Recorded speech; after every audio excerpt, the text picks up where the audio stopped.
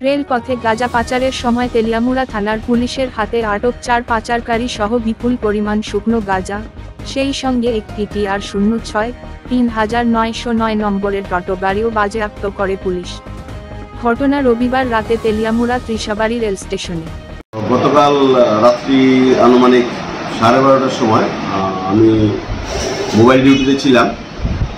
তো যখন কমলাবতী এক্সপ্রেস যাওয়ার সময় হয়েছে, ওই সময় একটা অটো রেল স্টেশনের দিকে যাচ্ছিল।